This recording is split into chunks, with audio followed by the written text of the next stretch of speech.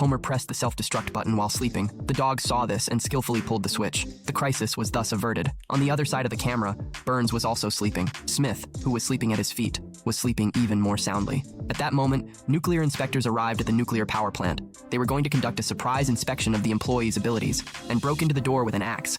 So Smith had no choice but to lock the foolish employees in the basement and told them to protect the bees in the glass jar. The next second, the bees flew out of the jar. Homer had no choice but to chase after them. Then he burst out of the manhole cover. Homer happened to run into the inspectors. They asked Homer to simulate operating the workbench. So they closed the door and began monitoring Homer's operations. He had to cover his eyes and press the buttons randomly. Suddenly, the entire world began to shake violently.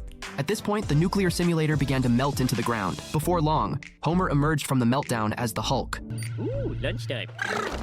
Seeing this, Burns decided to bribe the inspector with a washing machine. The inspector, however, stated that Homer must attend university to study nuclear energy knowledge. So Homer filled out the application form and attached his own photo. Looking at the photo, the reviewer crumpled up his application form. As expected, Homer was rejected by all the schools. As a result, Burns had to personally approach the Board of Trustees. As the largest shareholder of Springfield University, he easily secured an invitation for Homer to attend the university. Thus, Homer successfully enrolled in the university. During the nuclear energy operations class, he caused another nuclear meltdown at the school. As a result, the principal expelled Homer.